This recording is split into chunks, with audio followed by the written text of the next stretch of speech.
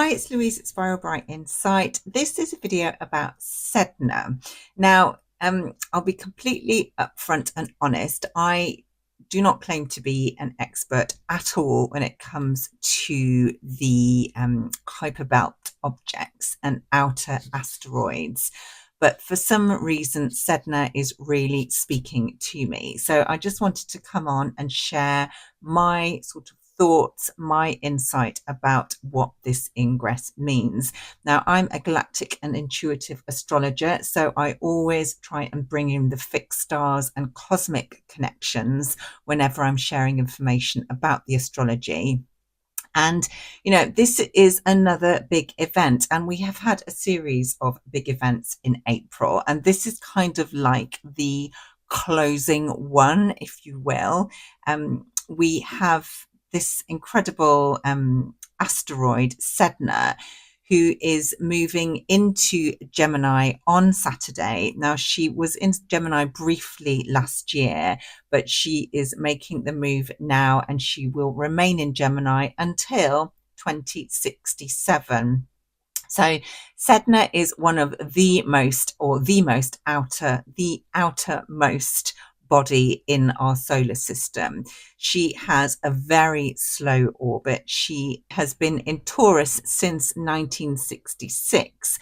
So the fact that she is moving into Gemini is a really big deal, which is the case when any of the sort of outer planets or bodies change sign. And this is a collective shift. So this is energy that is going to affect us at a collective level, more so than any sort of personal transit. Now, I'm not going to talk about the myth or the story of Sedna, because I know a lot of other astrologers are sharing that information and it's quite easy to find. But I wanted to just bring forward and focus on the themes and what she represents in the chart. So because she is the furthermost point, she is very much stretching our awareness, stretching our reality, and taking us out of our day-to-day sort of 3D mundane world and taking our awareness way out beyond to anything that we might have considered before. Now, she brings through or stands for themes of betrayal, rejection, abandonment, rebellion comes in there too. She very much shows us where we need to, or where we might be called to stand up against control, the patriarchy, and also where we are having to very much let go of what we have always known, what we have relied on, what we trusted, what we thought to be something that was out to protect us, to look after us, to stand up for us, to champion us. Sedna is very much had to let go of that. And in doing so, she went through the biggest transformation and alchemical shift possible. She had to surrender, to go into the depths of the ocean and deal with the pain of that rejection from somebody whom she trusted very much. And through having to adapt to this new reality in the underworld, in the depths of the ocean, in the abyss, she experienced profound rebirth, regeneration. She had to shift, she had to adapt, but she found her power in a very different sort of setting from what she may have expected. But she is here to teach us that there is a huge opportunity when we let go of what we sort of have always clung onto, when we let go of any sense of being a victim and we release our attachment to the old ways. She's here to remind us of the potential that lies within each of us to rebirth, to regenerate, to recreate.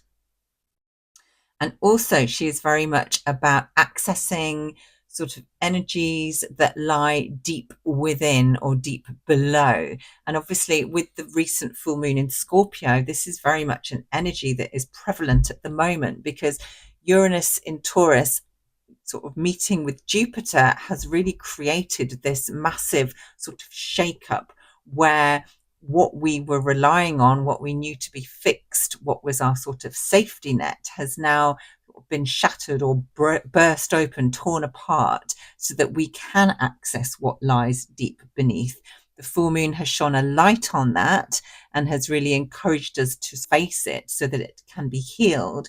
And then very quickly on the back of this full moon in Scorpio, just mere days after, with a Mercury stationing direct in between, we have this ingress or this move of this outer body into the sign of Gemini. So just to remind you, Gemini is the third sign in the zodiac. It is very much linked to the mind, to learning, to our immediate environment. So our neighborhood, our siblings, our local community, but very much about how we learn, what we know, what we think we know. It rules our ideas.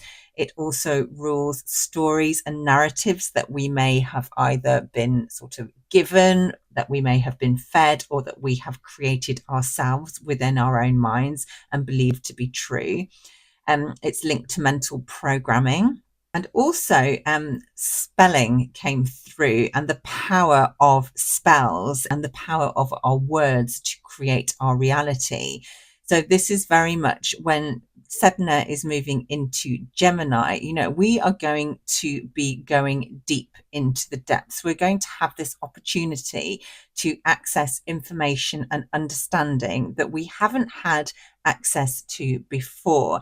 And Sedna also sort of dissolves or melts away that which has become fixed. So again, this is about a real shift.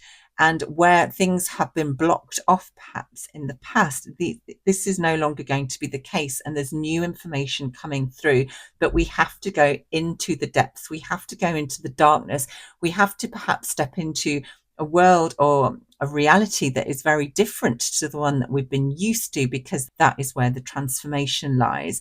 And we're going to have to be able to and have the courage to really take that step to let go of what we thought we knew, to let go of the attachment. And of course, as humans, we like to know, or we like to think we know what we know.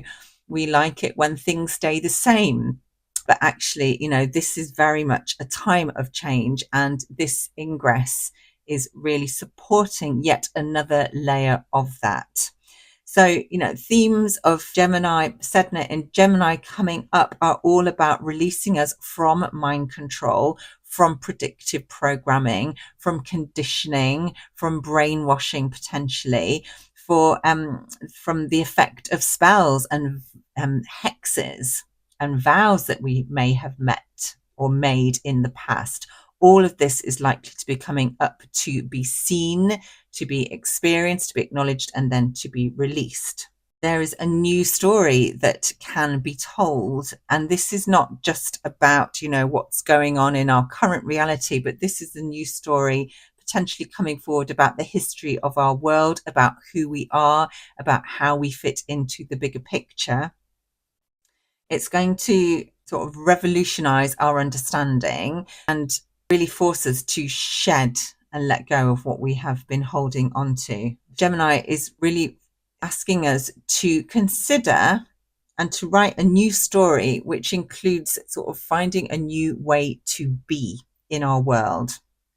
How do we fit in that? What part do we play? Now, what is really interesting, well, there's a few things that are interesting about this transit, but we have Sedna will be trining Pluto, because Pluto is an Aquarius. So we have these two outer bodies in air signs, and this strengthens the air element in the chart. And if you bring in the third sign or point in Libra, the supergalactic center at 2 degrees of Libra, we have this grand air trine. Now, this is something I've talked about before. I will link to the video where I talk about the energies of this grand air trine. But Pluto in particular is really pushing for growth. And this is growth at a soul level. In Aquarius, this is collective. This is growth of humanity through understanding, through accessing this information that has been hidden to us before. And it is through this letting go of the old narrative, of the old ways, stepping out of our comfort zone and sort of considering new ideas and new understanding and new information that has been hidden deep within our subconscious, but is now there and ready to be seen, to be accessed. Through this new understanding, this is where the evolution and the growth comes. And Pluto is also very much about uncovering that which has been hidden, exposing that which needs to be seen. So the themes are quite similar. Now, with the supergalactic center, this is an energy that is really very cosmic, very powerful, and it is pulling us out of sort of our day-to-day reality, stretching our minds, again, which is very Sedna in its expression, but stretching our minds, sort of making us look outside of ourselves in order to come back in and have a greater understanding of who we are. So, you know, these are really powerful, powerful energies.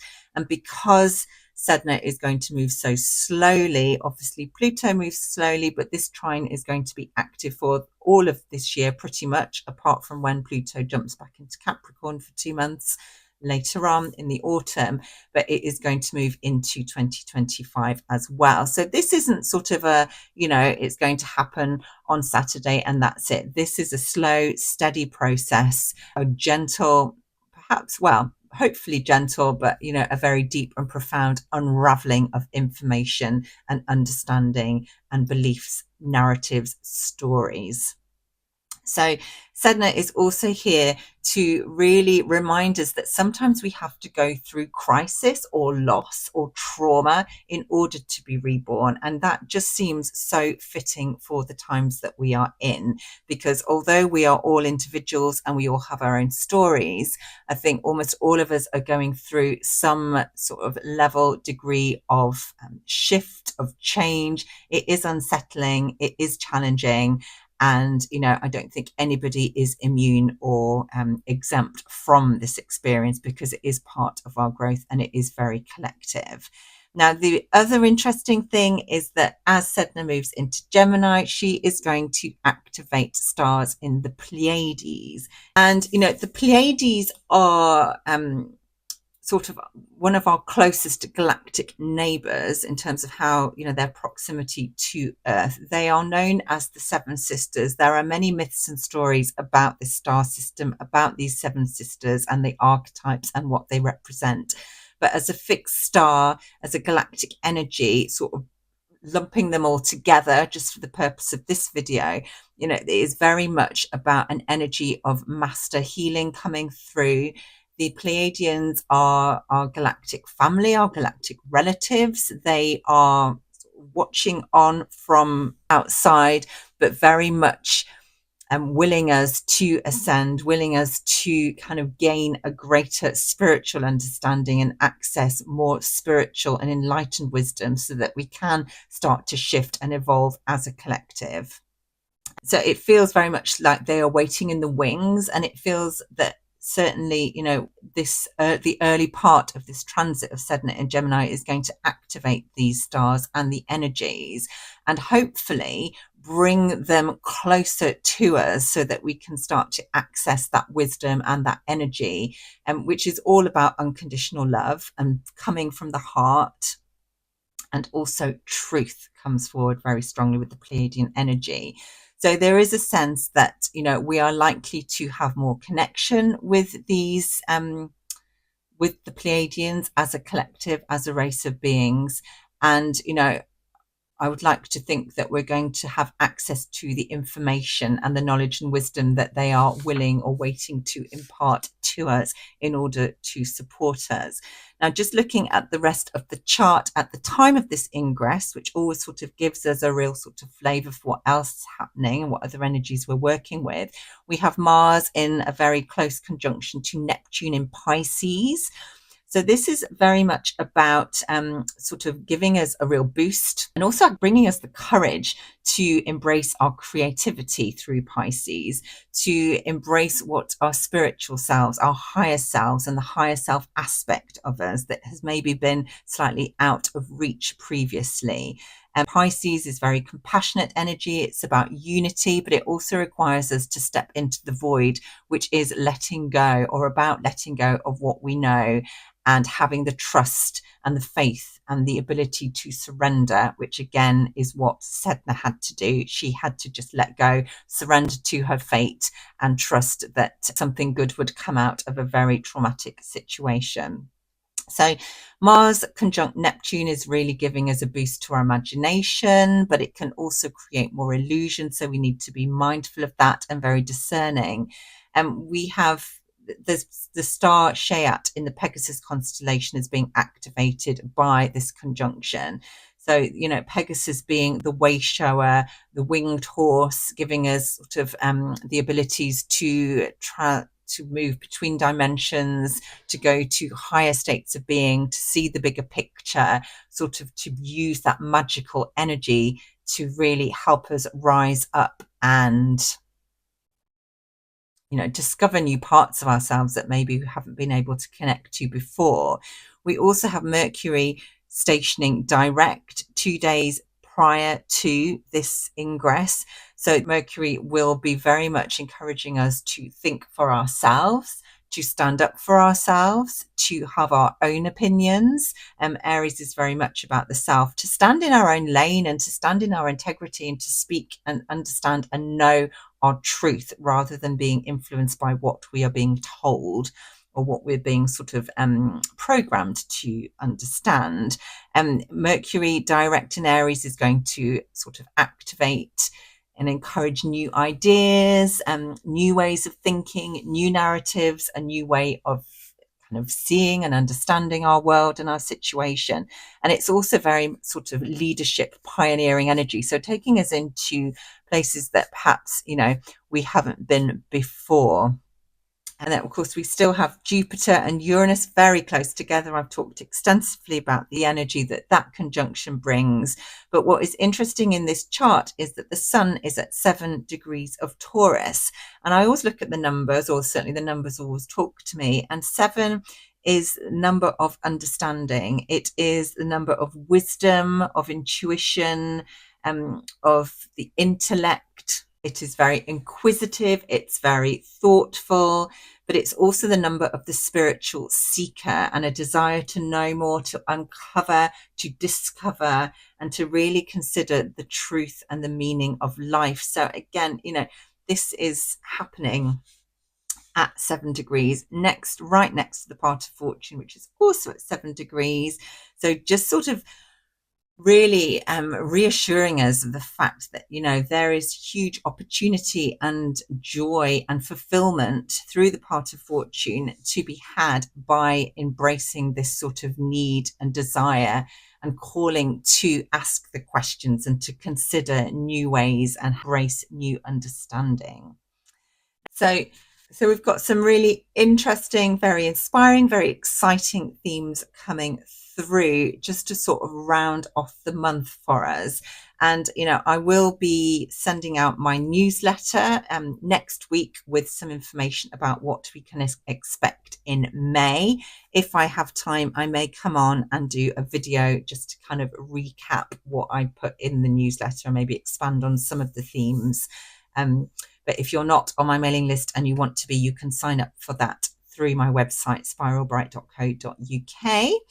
And again, you know, my sort of intention with these videos is to share what is speaking to me, what is coming through, what stands out, working with my intuition, bringing in the fixed stars and the cosmic energies, you know, appreciating the fact that there are so many astrologers out there, that we all have something, you know, similar, but also something different to bring to the table. So if you've got this far and you are with me and you're subscribed to my channel, then I really appreciate the fact that you are here. Feel free to comment, share, like the video, that really helps me. And just so much gratitude to you for being here and for sort of walking with me on this incredible journey, quite frankly, challenging to the extreme, but also very exciting and full of hope at the same time. So thank you so much for watching, and I will be again with you soon.